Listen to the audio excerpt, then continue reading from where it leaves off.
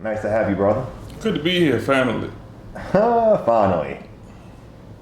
Why is it taking you so long to decide to go on the show? Who was your first guest? Comedian Micah Bam Bam White. Okay. Who was your 100th guest? We're not there yet. You're not there yet? We're at 99 today. Yeah, I was holding out for that. Oh, that's what it was? You know, you remember your first and your 100th. Yo, but I mean, 99 ain't bad number. Yo, shout out to the 99 and the 2000. I thought about that when we was doing this show because that was the year I want to show my age, but I was holding out for something significant. Yo, well, man, you are significant. I mean, I guess being worthy of number one, but you were significant, though. Yeah. Thank you, man. 99? 99 was a very Prince. That was a pretty important year. Appreciate you though, man, for Good being to be on. with you, man. It's always a pleasure, man. We could go right on in, man. The brother doesn't need an introduction, but we will give him that. Before I go there, I found this to be a unique interview. We at Spin 100, the home that Lonnie's built. That's your guy, man. Talk to me a little bit about. And that's even you know, as you say that, and as I look at Spin 100 on the wall, I should have held out. I should have held out for that deal. Truthfully, I'm gonna tell you what I'm gonna do, man. It's a good. I think to talk about it. I've been putting so much emphasis in what the 100th episode is gonna be. We've been talking about because we're about to launch this 100, so we was talking about that. I've been talking to Rondé Barber and Tiki, and they from Roanoke, and so we've been. I've been putting so much effort into what the 100th episode is gonna be. And I just think I'm the perfect person for the 100, but it's all good. I mean, you could even let me co-host the 100th with you. If you That's want, what you could have done. If you want to, I don't No. Can you? This is what I'm gonna say. I appreciate what you're doing with the podcast. Thank you. I appreciate that because you're living in a number of different spaces, and that's how my life has been. You just mentioned Lonnie already, and then you're in the entertainment world, real hip hop-ish. Mm-hmm. But you also stepping in the mental health and politics and so forth. And I've lived in those spaces as well. So I do sincerely appreciate it. Yeah. It would have been nice if you had the mutual respect and appreciation for me. But I know it's all love. Shout out to Micah. Shout out to whoever's number 100. But okay, I mean, seriously though, you have an invitation to be a part of the 100th episode if you'd like. Tomorrow. Yeah. How many people call you people? We'll see what that looks like. Hey, it's a beautiful thing, and I don't know if it's your. You cover parts of Richmond, Henrico. Just a little bit of Richmond and Henrico, and mostly Eastern Henrico right now. You involved in it? None of Churchill. No. We're looking tomorrow at doing something that's really special with youth in Churchill. Well, I know the youth in Churchill. I've spent 10 years at Peter Paul Development Center on 22nd. You have, and so if you would like to be a part of co-hosting something, we could talk about that. We can move on from that, though, man. I ain't gonna bog you down on that. Yeah, you funny guy, man. Yo, this is Delegate Lamont Bagby, and he's a friend of mine. He's a friend of Lonnie's. He's a friend of our community.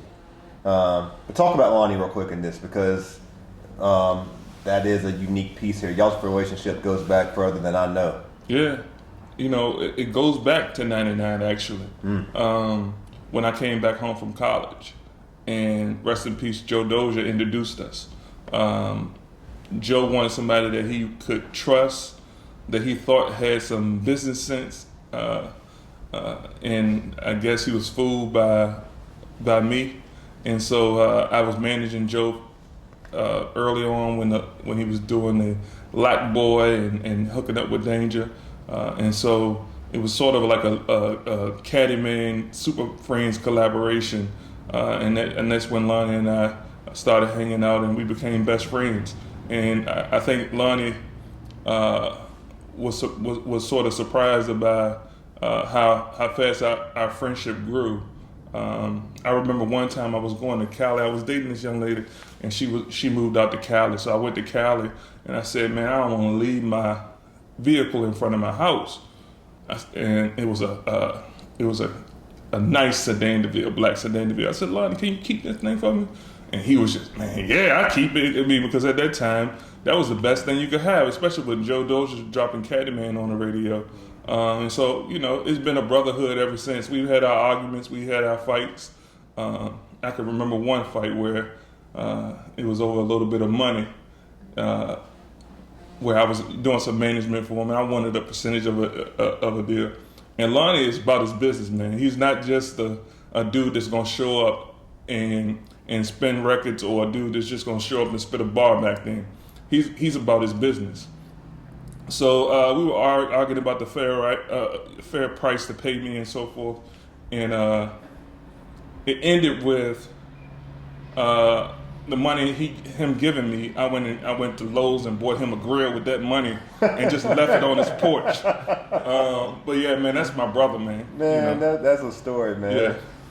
Appreciate you sharing that, man. I'm sure he's gonna laugh when he hears that. And then a couple weeks later, we're at his crib chilling, and you know how the guys ride by with the meat trucks.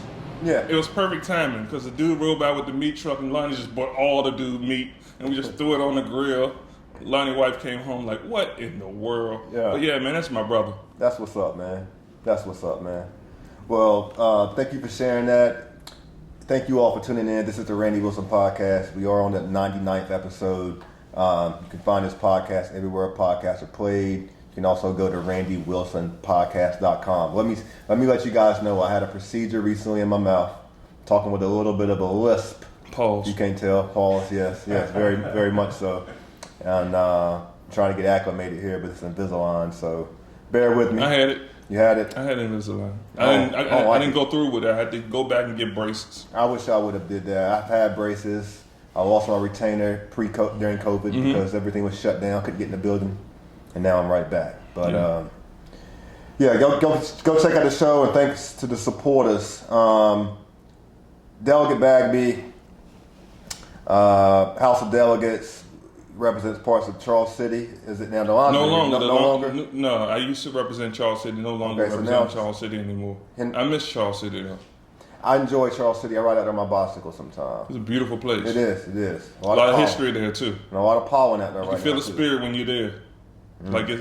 It's and my family is from the land. So it's a place called Gravel Hill. Okay. And so a lot of people from my family that grew up in the on what was the Pleasant Plantation and what's now Gravel Hill. A lot of them migrate back and forth across the Charles City. So there's a lot of family there, and it's, Sally Hemings is from there.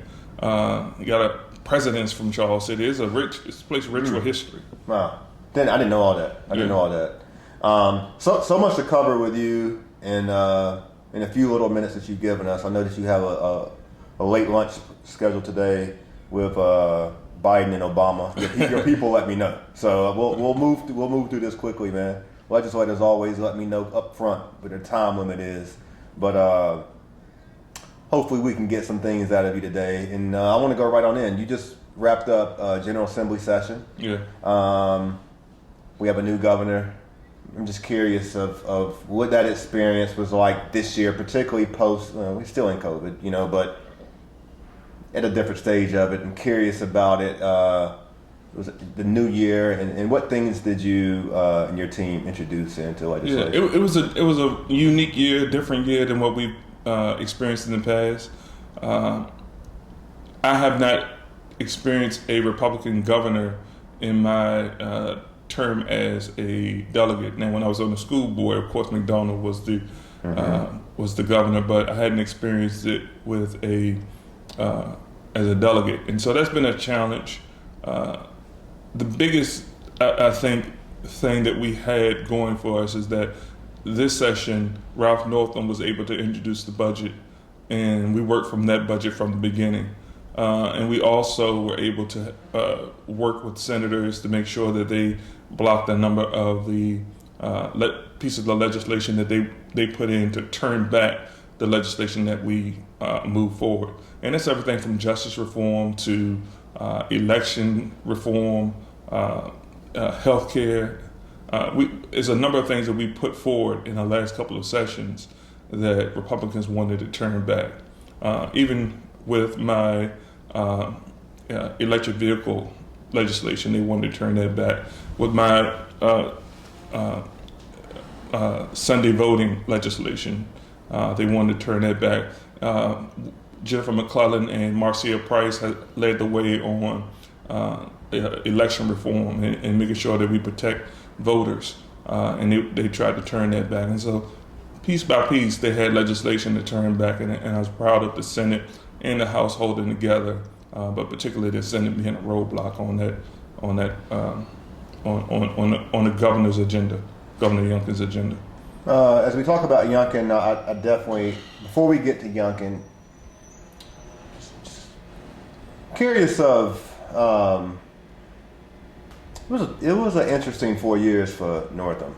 To say the least. To say the least. And anytime I see you, I want the audience to know, Lamont is a friend to me as well. So when I see Lamont on the news, or if I see him in front of something, not only am I happy about it, or not only does it prompt me to engage and I'm going to see well, what is he talking about? What is he involved in?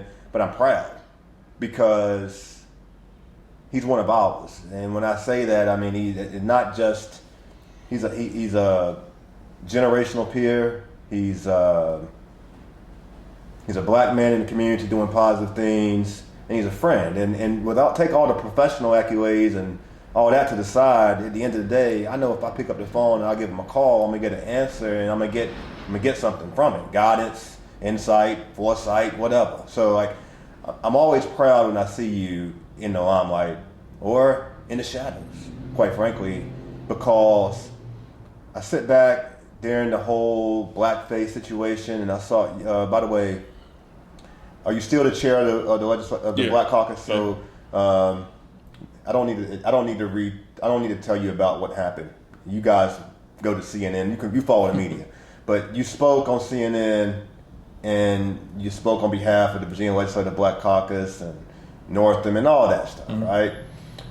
I've never asked you this question. How did you transition from the leadership of the caucus, the leadership for your community, and taking the leadership for yourself and navigating and going forward in that relationship? How did you do that? Yeah, and I'll be honest, I've never been, in my professional career, I've never been that as fatigued as I was then.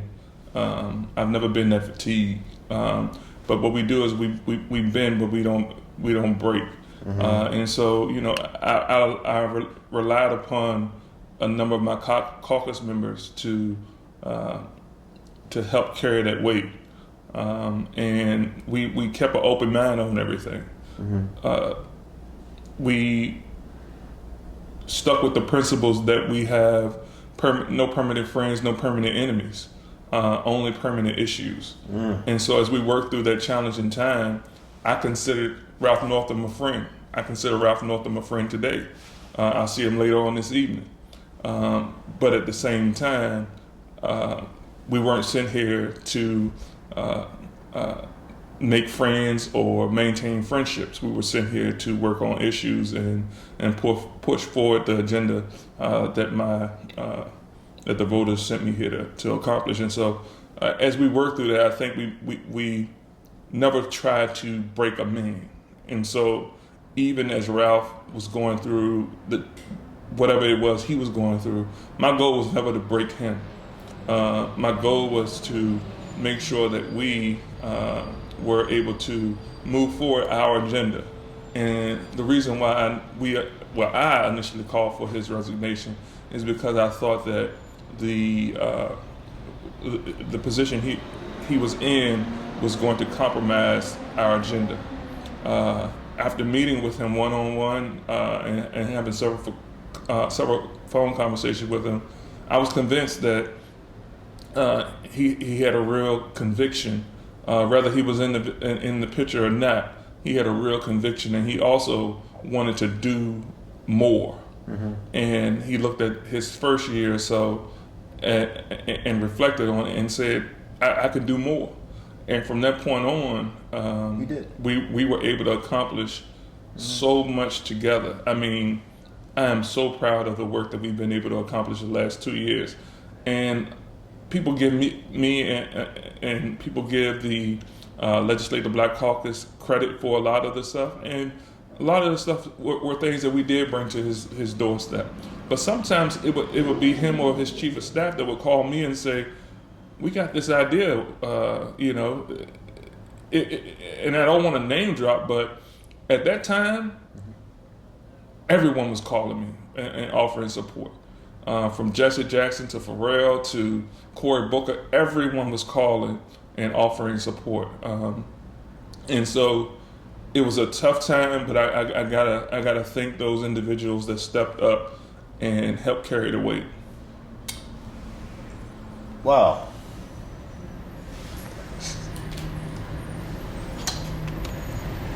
Did you have it set out in you to be a politician when you was a young man coming up?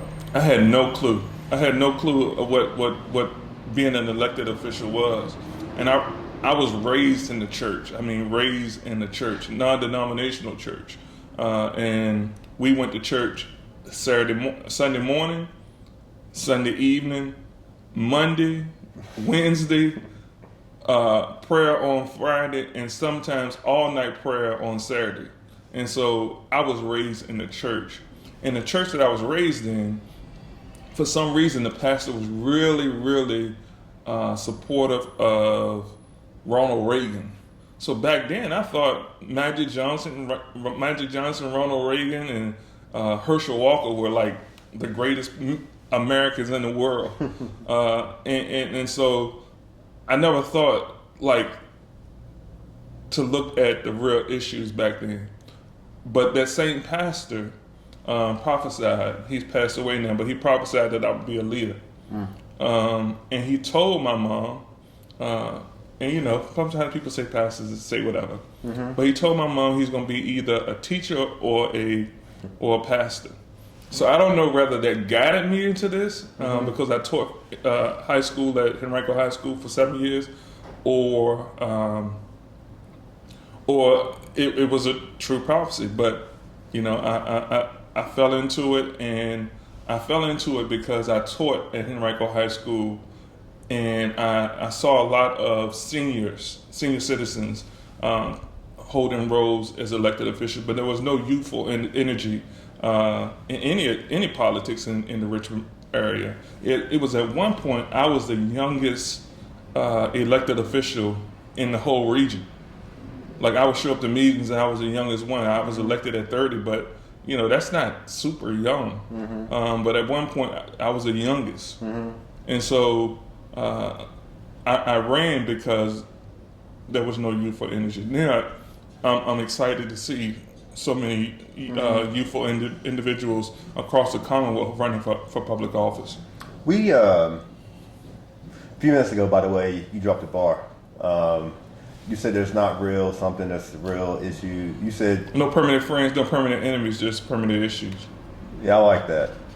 Not mine. I mean, that's what the folks from the Congressional Black Caucus, Virginia Legislative Black Caucus, and NAACP have been saying for years.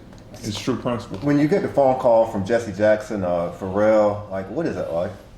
Well, or you have an engagement. I think that's two different conversations, but both. You know, it's one of those things where I hope, you know, I hope Pharrell doesn't see this, but it's one of those things where it blows your mind. Oh, I see. As I say that, I look up and I see Pharrell's in the audience today. Yeah. But when Jesse, I was driving to the beach. Yeah. We were both on the road at the same time. Yeah. Let's do Jesse Jackson. But I see you pass by, and I'm like, what, so I call you. Where are you going? He was like, Pharrell and them got some politics going on down here with something in the water. I'm like, yeah, but Jesse, I can recall. Like I said, I was fatigued, like literally fatigued, and I had this standing meeting. No big secret. During that time, I had a standing meeting with Senator Warner, Senator Kane.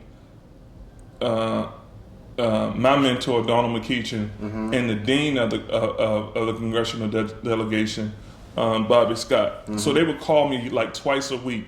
So when I got off the floor, I would go to my office, lay on my couch and they would get, we would process what's going on, and they would give me some guidance because they were in DC, so they were helping me process what was going on and helping me make some decisions on how we move forward. And then I got a call at the same time, beep in, and it was Reverend Jackson. And he was like, you let me know if I need to come down, and feel free to call me. And so, it just blew my mind. And one thing that I'm going to do every time somebody offers me something, I'm going to at least check them to see if they really mean what they say. And so when I call a number back, he didn't answer the phone, but his guy answered the phone. And when I called the number back, he said, hold on. And I asked him for something. I can't say what I asked him for, but he delivered. But with Pharrell, it was different because he called. We had hooked up on something else earlier, but it was just through a phone conversation. But the night of the February 1st revelation, is how I refer to it, easier. He called and we talked about what was going on, and he had said, he was like, he had talked to a lot of people, popular industry individuals that were calling him, asking him what's going on in Virginia. And so he was calling me to get an update and so forth. But then he said, man, I know you're going through a lot. I'm gonna give you some good news. And he has this partner, and he told her to give me the good news. And so the good news was he's doing a festival. And he said, yeah, Diddy's coming, Jay-Z's coming, Snoop's already agreed, blah, blah, blah. And even though he's Pharrell, I'm still like, man, this something's gonna happen, and this is not gonna happen. But a few months later, it happened. You was there? You go? Oh, something in the water? Yeah. Wouldn't have missed it. Yeah. Yeah, wouldn't have missed it.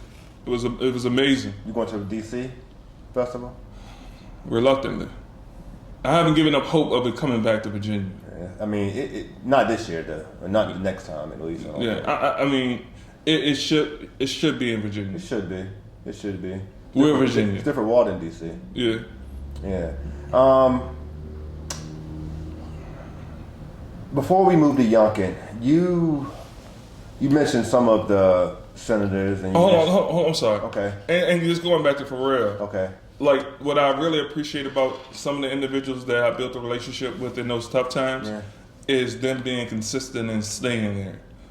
And so Pharrell has been working aggressively in Virginia on not only industry stuff and making sure that Virginia gets its fair share of in the film industry and music industry.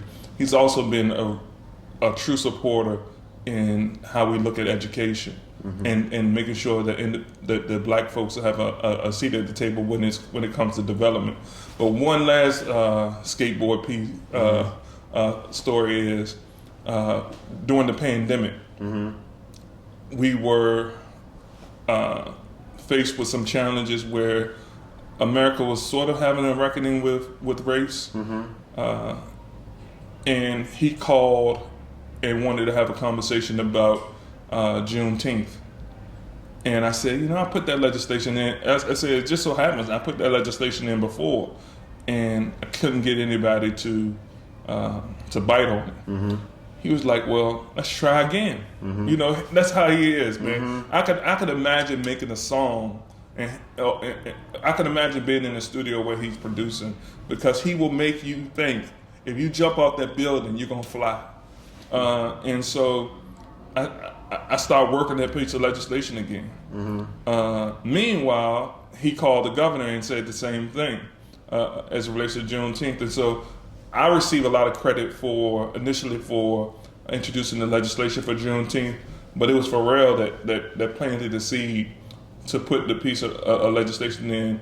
And he told the governor and I on a three-way call, my wife is not letting me out of the house during this pandemic, but I promise you, if if you all move forward with this legislation, I'm getting on a plane and I'm coming to Richmond in person. And so now you see some of the pictures where he was here when we made that announcement. Yeah. I know you be getting pressure from your hip hop friends about being in Pharrell's ear. No, not actually. No? I guess they know better. Well, I don't really. I just wish he would. He did shout out F&F Shop. You familiar with him? No. He's a Richmond artist that's going crazy right now. He just got signed to RCA, and Pharrell made the mention of him and saying, this guy's crazy, you need to check him out. And then all of a sudden, things are going really up. But I was at dinner one time, and we were Joe Dozier had just passed, and so I was talking to Pusha T about Joe Dozier, and he was talking about his music. I mean, Pusha, man, he has his ear to the ground when it comes to music, and he has a great respect for Richmond and Petersburg artists, and so I would. It's no shock to me that Pharrell knows the music because Pusha is pushing the music. He does. I know Pusha knows about. I've had the privilege of meeting him a couple of times, and I know that he knows about the show. I've made a couple of comments. So like I see him on the big circuit right now doing his tour. I'd like to see him come through the station. Yeah. I mean, look, it can't hurt to keep on. But people like Push and Pharrell, they operate on their own time, and they can. Yeah. And I'm just hopeful that we able to see some flourishing here in Richmond. The 757 is going to do what it's going to do. It's got water around it to develop it. But I think that whether it's them or if it's someone here, I really want to see this community, and it is thriving. It's thriving. It's just, it's a special place, man. Yeah, this Richmond is a special place, and I Petersburg as well. Petersburg as well. And I don't know, I don't separate the two. Petersburg and Richmond, I just have a hard time separating the two. But the 804, regardless. Yeah. I talked to people who've been around for a minute, and there was a time that the 757 was parts of it at least was 804 as well. I didn't know that, but those who do will tell you. But I don't want to lose track, because I want to get to Youngkin. But before I do, you mentioned Senator McEachin as a mentor. You mentioned Bobby Scott. As a young man, you had the privilege and honor to see a lot of black men, take the path that you have, from Senator Marsh to former mayor and Delegate Dwight Jones. There's probably more that I'm not thinking about right now. But talk a little bit about former Governor Wilder, who spoke at my college graduation. Being not a Virginian, I didn't know the history until I came here, quite frankly. But talk a little bit about the mentorship, what you've seen. Like you was able to see something, and now you're a part of a generation, of black men just kind of taking your own path. Yeah, and as we have this conversation, I realize how blessed I am. I did. Actually, February 1st, the same day that the blackface picture came out. You like that? I like that, yes sir. Same day, February 1st, I gave a floor speech that day because it's Black History Month annually. And I talked about visiting the Capitol for the first time as a student. And I remember visiting the Senate, and it was this guy with two guys with afro. One turned out to be Douglas Wilder, and one turned out to be Bobby Scott. And those guys were just giants in my eyes forever. Even when I went to Norfolk State. Are you still on the board there? No, so you can't do both. You can't serve on a board of visitors for Norfolk, for a college or university in the Commonwealth and in the House of Delegates. So when I became a delegate, I came off the board. Okay. But I was at Norfolk State as a student, and I would see Bobby Scott there. Then I would come home, I would see Bobby Scott here. So that's because the district stretched. Yeah. So I grew up with those guys being giants, and even after Governor Wilder left office as governor, he had the radio show on, I think WRVA or something, and I would listen to that, with my grandfather, because a lot of folks my grandfather's age didn't really look at TV. They cut the radio on and just sit back and listen to the radio. So I would listen to him and listen to his views and listen to his arguments.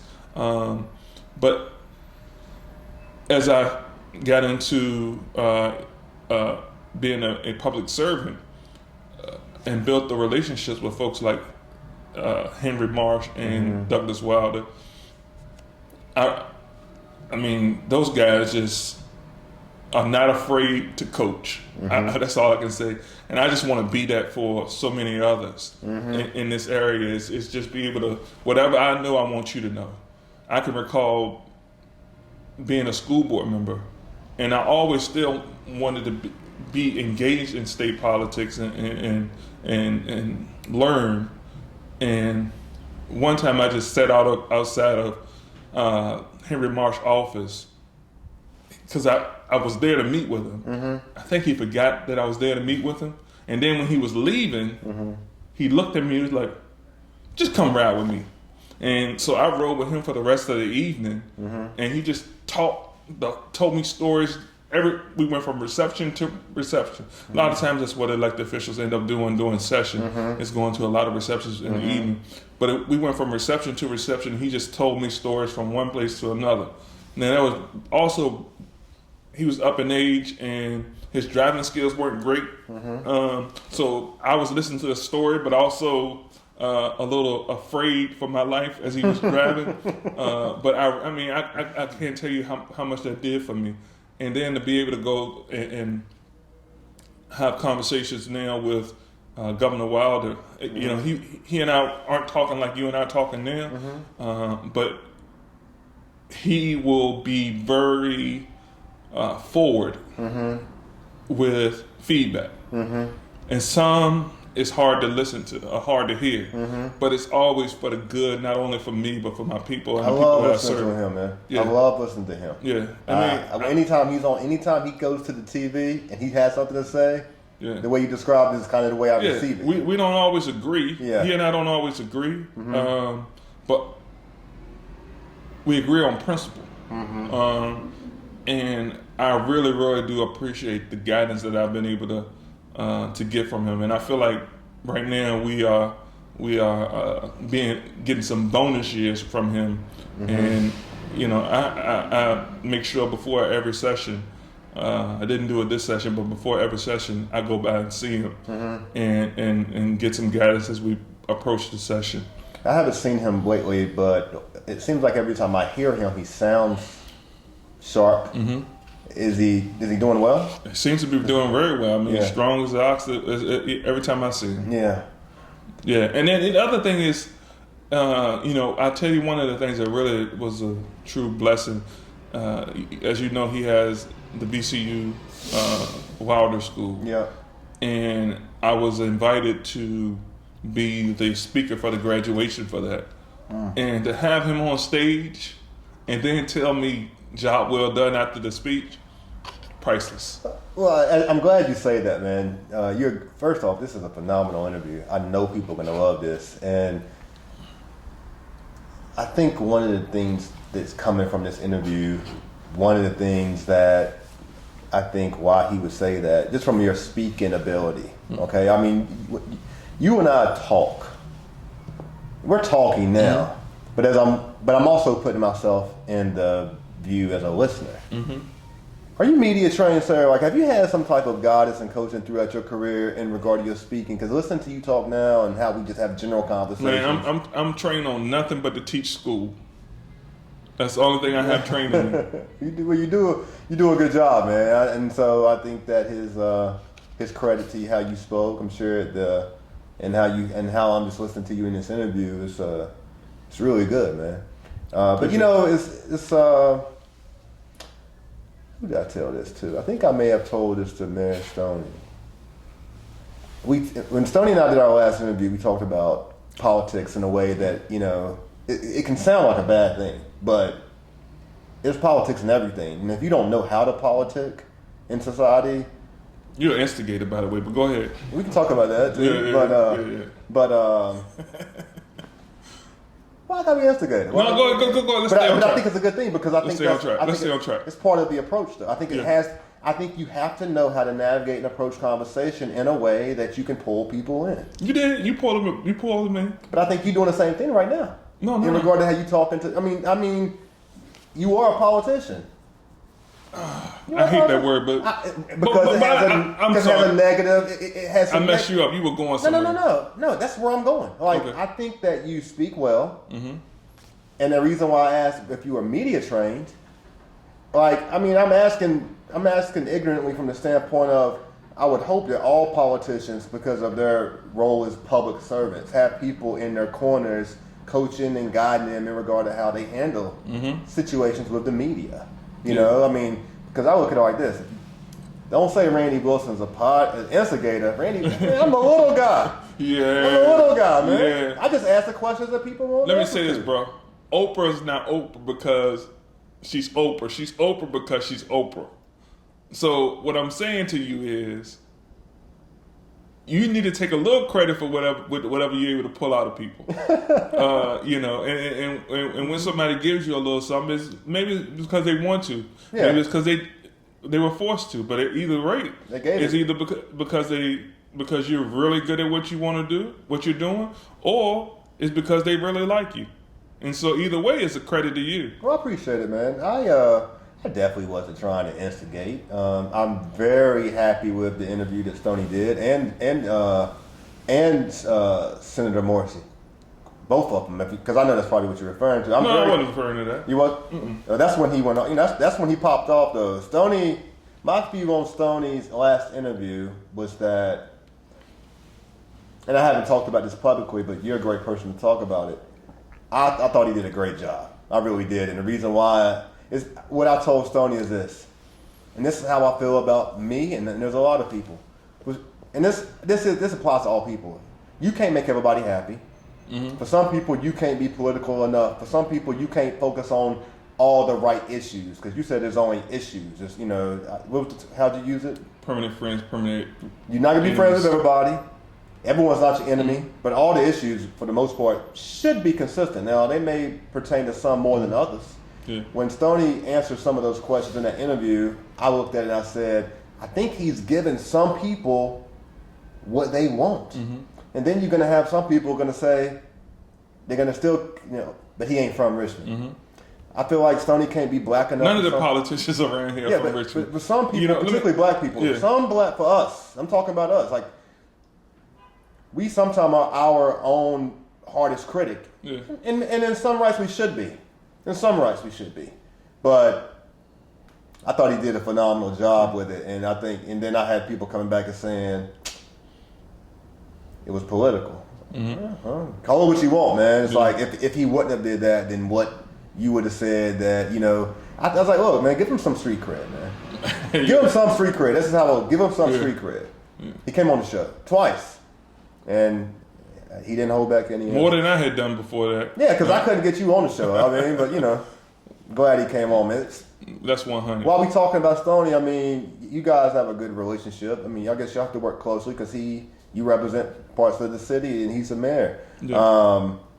But for me, it goes beyond that. Like, I want to see everyone succeed. And this is an argument or debate I'm willing to have with anyone. Mm-hmm. I don't think there's no elected official out there right now that supports other elected officials more than I do. And that's something I want to continue to do. Mm-hmm. I want that to be a part of my legacy. I want to be able to support those individuals that are trying to serve our communities.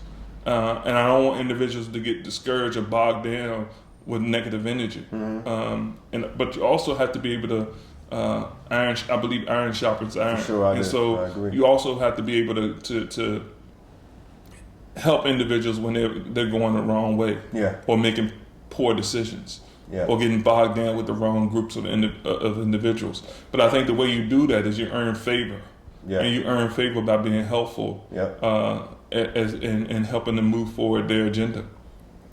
Both of you are two fine young men. Both of you guys are engaged men. The two hottest bachelors on the market are gone now. They had to hang their jerseys up. Hey, just real quick, how we looking on time? Because I know you got the meeting with the president. We good back there? Yep. How you doing? You good? You got 10 minutes? Man, we got 10 minutes. Okay, I just want to make sure because we got 10 minutes. We flowing here. I hit your people just buzzed me and said, you got to wrap this thing up with them. But can you foresee? Are you willing to? Man, you said that when you said that about the. That's my mind goes like What's that. So when someone says something, my mind goes to a song. And so when you said, the two most eligible bachelors, then I was like, man, I need to get my phone and CC all the girls around town. My mind goes to music every time. Yeah. And I'm gonna get a couple music questions out of you here before we close because we do cover a lot of music culture and folks want to know what's on, what you listening to. Yeah. But I'm gonna go ahead and we got 10 minutes. We got to wrap this thing up. It's early to ask this question, but can you foresee anybody out there right now that you feel like should throw their name in the hat when it comes to running for mayor of Richmond in the future? It's super early. It's too early. I just think it's super early. I know it's early, but I ask that question to folks such as yourself, and I don't get a lot, and so I don't know. Maybe there's someone who's on the horizon that's ascending that we don't know yet. Yeah, it's people I think that will do a fine job. Yeah. Excuse me. I think it's people out there that would do a fine job, but I'm really reluctant to say their name now. Gotcha. But there are individuals that out there that could do a fine job. Gotcha. Before we do rapid fire and close up with the questions that I try to get things out of you. Talk to me about working with Governor Youngkin and anything that you can share in regard to what you think highs, lows. Where do you think we're going? Because I'm be honest with you. Of all the things I meant to ask you this, I didn't like it, and I still don't like the whole teachers not having masks in schools. I don't like it. Yeah. And another thing that I think that should happen is I think that it should be mandatory that schools across Virginia have some type of surveillance before entering schools. I don't think that we are ensuring school safety by just trusting and thinking that open door policy. I don't like it. Yeah. And I don't even know if that's ever been on the table or not. But these are just things that concern me as a parent, and knowing that it seems like anyone could just take something into school and if they want to. Yeah. I think a number. I threw a bunch at you. Yeah, but we can tighten up most of it. Because he's media trained. Go ahead. So with Youngkin, I think it's been disappointing. But me saying it's been disappointing means nothing. I mean, I would imagine he wants me to be disappointed because if I'm disappointed, that means his base is excited. But at the same time, I hope those individuals across the Commonwealth are paying attention to what's happening because I don't think we've had this, and I've told him this. I don't think we've had this division in the Commonwealth in at least the last 20 years. We've had some fights. How's he responded to that? He said he was receiving it, but it hadn't changed. That's a political answer. His recent vetoes were an illustration that he's more interested in super petty politics. He vetoed pieces of legislation that every Republican and every Democrat in the General Assembly voted for. And a lot of the things that he did hurt Virginians. What he's doing with CRT and pushing that whole CRT agenda is building him a name in the nation if he wants to seek higher office. But it's not the right thing to do. It's hurting not only people that look like you and I, it's hurting the entire Commonwealth because we were moving forward with race relations and healing, and now we have taken so many steps back, and you can just hear the racist energy and feel the racist energy, and it's not good for anyone. It's really not good for anyone, and demonizing teachers and demonizing school boards, it's not helpful. Yeah. These are the individuals that we are entrusting to do the real work. And as a former teacher and as a former school board member, I can attest. These are the individuals that are really boots on the ground. Yeah. That we're sending in to do the real work. And the war, not only against Black history, but the war against public schools.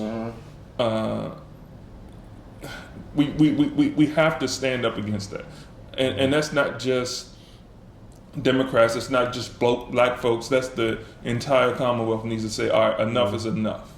And you can have a charter school argument, which he is really bogged down on. I'm not against charter schools. See, I went back to a song. What's that? No, We can't drop that one. No. But I'm not against charter schools. There are places where charter schools work. Yeah. Going back to Pharrell. Pharrell took us out to New York. We went to New York to the Harlem Children's Zone. Met with all the folks, and they showed us how it's working there, and it is working there. But I've seen it work in a lot of schools, particularly in Philadelphia. That has to be a full conversation when we have to talk about public education in charter schools. Are you on the education committee? Yes. Well, no. I just came off the education committee. I served on the education committee my first 5 years. I'm not on it anymore. I have a meeting coming up with Delegate Glenn Davis. Glenn went with us to New York for the children's zone. I just want to drop that on you, and we can have that a later conversation. But one of the things I really want to talk to him about, and one of the things that I'm working on in my day work right now across the state of Virginia, and you've been an educator, you've probably been a part of IEP meetings. You've never seen, autism is growing, and from a diagnostic standpoint, I'm gonna let you finish, but that's where I was going. But go ahead. That you've never seen a BCBA at the table across the state of Virginia for the most part. Now I'll give credit to Richmond City because I just met with them recently, and I appreciate the mayor for the invitation, for the introduction. Richmond is one area out of very few in the state that actually has 2 BCBAs, that's board certified behavior analysts, at least a part of their faculty. But I'm making a strong argument right now that with IEP meetings happening across the state, you really can't address the needs of kids if you don't have all the key players at the table. This is what I'm saying, and that's where I was going. Yeah. You went where I was going. I'm sorry. We cannot have a conversation about charter schools or public schools overall without talking about those individuals that have exceptional needs. Yes. And so when you talk about charter schools, show me a charter school that takes exceptional education students. Show me a charter school that is really doing the tough work with those students that really can't do those duties for themselves that we take for granted. Yeah. Like those individuals that are nonverbal, can't use the restroom alone. Yeah. So when we have a conversation about public education, we oftentimes just think about math, history, science. Yeah, we don't talk about all the social, mental health challenges, health challenges that are associated with it. That's the thing about the Harlem Children's Zone. They have all that intertwined. They have the mental health support. They have health systems inside the school. They have parental supports. They have guarantees for higher education. All those things are great. And I want that for students in the Commonwealth of Virginia. All right, but we have to have a full conversation because I want that for all students. Gotcha. I don't want the lottery and pick. So for me, I'm not going to speak for you. I'm going to speak for me. Friends and family that I grew up with would say I hit the lottery because I'm living a pretty good life.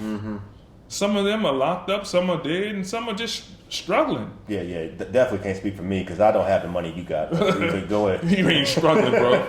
That's a pretty shirt you got, by the way. No, you're right. I fall in that. But I don't want to go nowhere without bringing some folk with me. Yeah. And I don't want to see, for my children, I can't say I want one of them to get a quality education. I want all of my children to get a quality education. Yeah.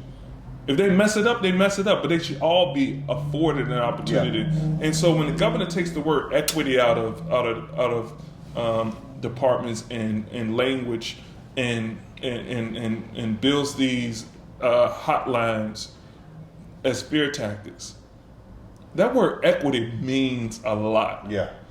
And he and I have had a debate about the difference between equity and opportunity. Uh-huh.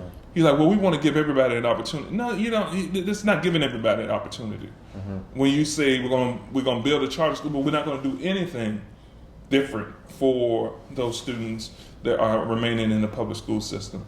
I want to do both. Uh-huh. And at a time right now, we have never been. The governor and I had dinner twice before he was sworn in. Mm-hmm. And I told him, never in the Commonwealth of Virginia have we had this much cash. And one thing I've learned in business and in government, in service, you don't use that one-time cash for reoccurring expenses. So we can't set up systems that are reoccurring. We have to invest that money now into our education system. We have to invest that money into our health system. We have to invest that money into our transportation system, our roads, our bridges. Uh-huh. And the way I see it, we're not doing as much as we could. Yeah. Sending somebody $50 or sending somebody or this gimmick with the gas tax. Yeah, ridiculous. It's a game. Yeah. Everywhere I go, whether I'm at a restaurant or I'm at a barbershop, I get my beard trimmed. People come up to me. Thank you for showing emphasis to that. Yeah. People say, man, keep that money. Mm-hmm. Fix my schools. Fix the roads out here. Right? Fix the congestion up in Northern Virginia so I can get to D.C. Mm-hmm. That's what people are telling us to do. But the gimmicks, man, it's like I don't know who's doing this polling for these gimmicks, but it's not helpful. Man, I didn't expect this interview to be this good. I ain't gonna lie. I expect it to be good, but this has been one of the best interviews we've had in a long time, man. 100. We'll see, man. We'll see what we can do, man. Truthfully, the 100th, again, and you're invited to be a part of it. I thought about not making it about the person and making it about the community. Yeah. No, I get it. Yeah, but I wanted to make it about the person. I did, but it was like, now it's putting so much pressure on it. Like, damn. No, too much pressure on it. It makes sense. Yeah, it's like, why not go make it about the kids, your kids particularly. Yeah. We're going up there. So if you want to be up there tomorrow at 10 o'clock, we'd love to have you. We'd love to have you. We talk about it offline though, but your people are blowing me up. It's good to be with you, bro. Hey, I'm gonna do 5 random impulsive questions, okay? Oh, I thought we were done. Yeah, we are, but I gotta squeeze these out of you, though. Yeah, I hear you. Who you listening to on the radio right now? And is there any artist that's from our city or our region that you feel like people need to pay attention to? Man, I am not up on music the way I used to be. Mm-hmm. I wouldn't say it's embarrassing, but I'm just not up on music. It's not, because a lot of it's garbage. Yeah, yeah, and it's like my son is putting me on the music. Wow. And some of the music that he puts me on to, I can't tell people I'm listening to that. But sometimes he'll be in the shower and he's thinking I'm not there, and I pull in the crib and he's listening to the music, and I'm like, oh, okay, that's all right. Yeah, gotcha. And so I was looking at Blackish the other day, and his son I don't know how to say it, man. His son is a bit of a cornball, right? But he saw his son interacting with his friends, and he's like, my son is like me. You know, he likes the stuff that I like, right? Yeah. And so I see that the same way. And then so I'm learning the music now through my son, and some of it I don't like, some of it I do like. We argue about who's the best. Gotcha. But I'm still excited when I get a Jay-Z bar on. For sure. On, you know that one with him pushing. Yeah, I mean he puts these short bars out, short verses out, but he puts everything in it. And you know, it's for the first time, hip hop is growing with us. Oh, it is, for most definitely. It's no such thing as being too old to be a rapper. No, you just got to know you got to rap about what you're living. Yeah. And that's what hip hop is. And so that's the reason why I enjoy what I do, because I think as an elected official, what do you call it?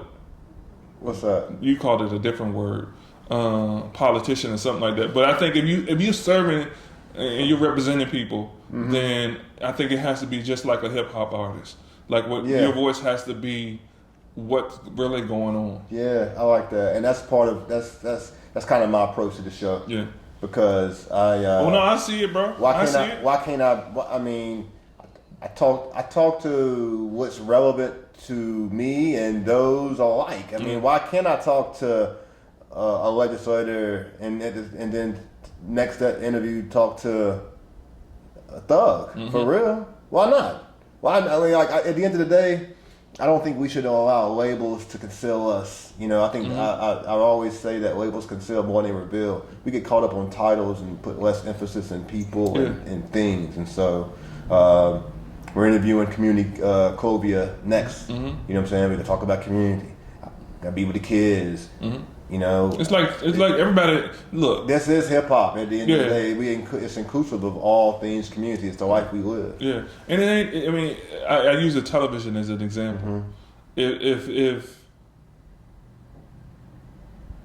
what you're doing and the way you run this show is just like having cable. Like we used to be stuck with, you know, what we call in the Richmond area 6, 8, and 12. Just the basic channels. Yeah. But you don't have to be bogged down to 6, 8, and 12. Yeah. And there's nobody you can't. I don't know many people that keep their channel, their TV channel on one station. Yeah. So you know you shouldn't be stayed on one station. The show, like, look, every show I do ain't for everybody. Yeah. You know, but for those who it is for, I hope they get consistency. Yeah. It could be professional. But everybody can learn from every show. They can. If they take the time to listen to it. I think this is going to be a show that people are going to listen to all the way through, though. Great show, man. And I'm not saying that. I tell a lot of lies. But I'm not saying that to float your boat. Last question. 2 questions are we out. 1 question. Who do you predict to win the NBA championship? Man, Lakers are going. LeBron going. See, I was a Laker fan. I was a Laker fan all my life. And so I don't know if you've been watching Winning Time. Winning Time, what's that? Winning Time is a show about the Lakers. The documentary thing? Yeah, when Jerry Buss. Yeah, I've been watching. I watched. Is it still going? Yeah. So I need to get. I watched everything. So that's like the era that I fell in love with the Lakers. Yeah. And Magic Johnson. I mentioned Magic earlier. Yeah. But and then I'm a Laker fan. But then I was down with Shaq when he came. Then when LeBron became a Laker, that was it. Bro, and listen, let me tell you this: I was at a conference in LA when he became a Laker. It was beautiful. Yeah, I bet. So with them being out, I could really care less. But I was at the Boston, the Celtics Wizards game. Okay. And that kid. Tatum. Yeah, you're nice. That dude is the real deal. So my son is a Boston fan. I'm gonna roll my son in Boston on this whole thing. Yeah, they not gonna win it, but good luck. They ain't gonna win it. They tough. They tough though. They tough. I just don't. I don't know if I see them getting past. I mean, I just think the East is real competitive, but this could be tough. Any team 1 through. You like Philly, don't you? I don't like Philly. honestly, at the East, I'd like to see KD and Brooklyn come through. I'm a Charlotte Hornet fan too, but they I just don't think I just don't think the Brooklyn has the depth, the depth and the chemistry. Yeah, they ain't really hitting the glass. But you know, Neil Longhusband, he got them boys playing out in Boston. Neil Longhusband? Yeah, I didn't know that. He the coach for the Celtics. That's her. Oh, I forgot. I remember that. Yeah, he stole her from me before I got married. I knew I dropped that on you. Yeah. Yo, we could close the show. Thank you, man, for coming on the show. This is episode 99. Delegate Lamont Bagby. With the future, we believe that you're just getting started. Yeah. So we look forward to seeing where you end up next, whether it's in the Senate or the White House. We know that there's a great future for you ahead, man. You just getting started. I appreciate it, bro. I appreciate you inviting me for the 100th show -1. Hey, it sounds good to me, man. All right. All right, man. Peace. We out.